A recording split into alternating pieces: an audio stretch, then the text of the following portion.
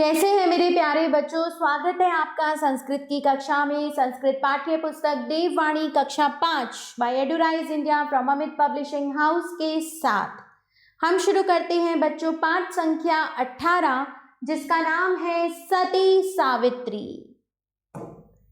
चलिए शुरू करते हैं बच्चों पाठ का पाठन।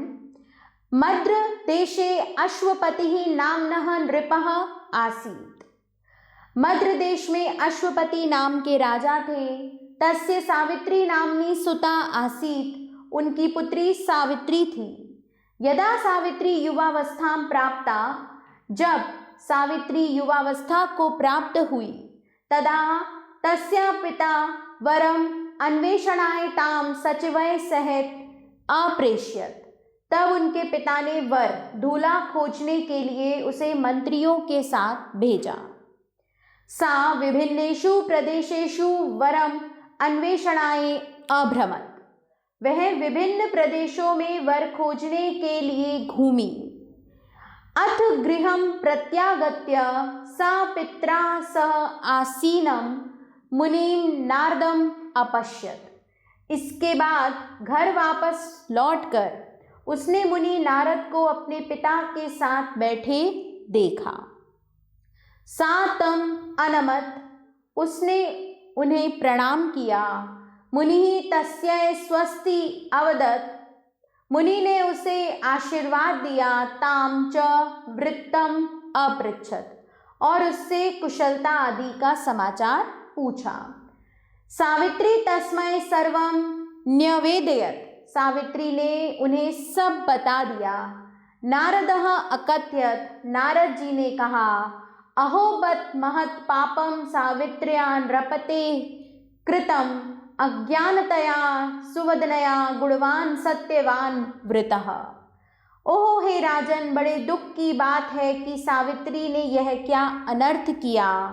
अज्ञानवश इस सुवदना सुंदर चेहरे वाली ने गुणवान सत्यवान को वर लिया। अश्वपति नारदम अपृच्छत। अश्वपति ने नारद जी से पूछा, यदि स सत्यवान गुणवान तदा सावित्र्या किम पापम कृतम। यदि वह सत्यवान गुणवान है तब सावित्री ने क्या अनर्थ किया। नारदः प्रत्यवदत्। नारद जी ने उत्तर दिया, सत्यवान अल्पायु अस्ति। सत्यवान अल्पायु है। तस्मिन् अयम् एव महान दोषः। उसमें यही सबसे बड़ा दोष है। अथ नृपः स्वसुताम अकथयत्। इसके बाद राजा ने अपनी पुत्री से कहा, गच्छ सावित्री, जाओ सावित्री, पुनः अन्यम योग्यम वरम अन्वेषय। फिर से दूसरे योग्य वर को ढूंढो। सावित्री अवदत्।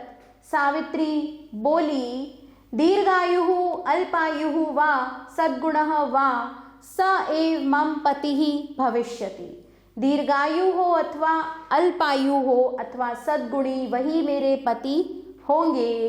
अहम अन्यम वरम न वरिष्यामि। मैं किसी दूसरे वर को नहीं वरूंगी।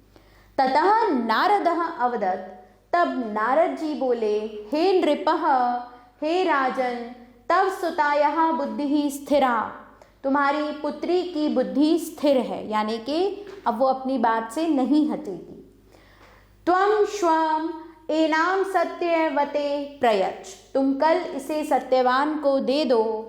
अनंतरम सावित्र्या विवाह सत्यवता सह अभवत। इसके बाद सावित्री का विवाह सत्यवान के साथ हो गया। वर्षानंतरम एकदा तौ वनम अगच्छताम। एक वर्ष के पश्चात एक बार वे दोनों वन को गए।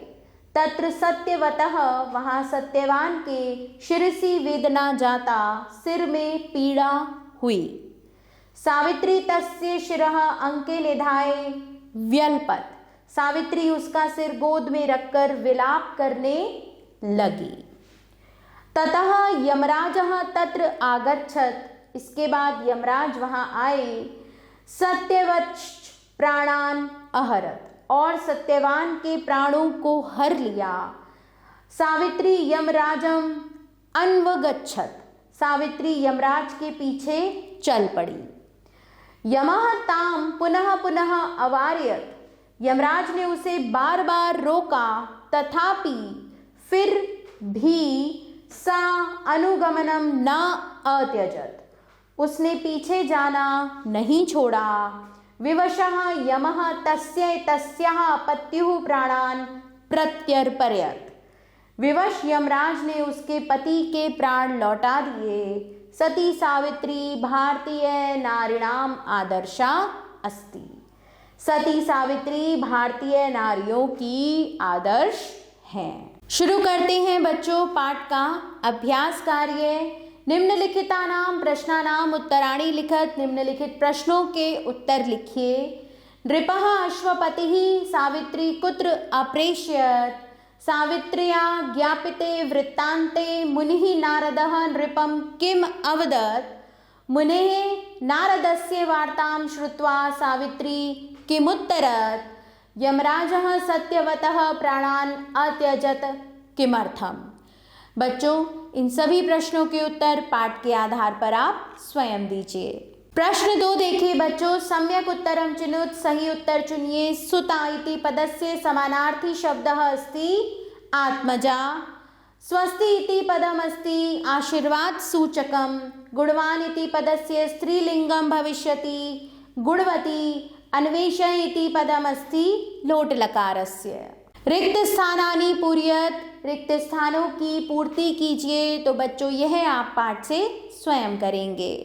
प्रश्न 4 देखिए बच्चों, अर्थम लिखत, अर्थ लिखिए। अन्वेषणाएं खोजने के लिए, वरम वरदान, वृत्तम समाचार, कृतम किया गया, प्रयच्छ दीजिए, वेदना पीड़ा, अन्वगच्छत पीछे चला गया, अवारयत रोका। प्रश्न 5 देखिए बच्चों, संधि विच्छेदम कुरुत, तो यहाँ मैंने किया हुआ है, इसे स्वयं पढ़ेंगे।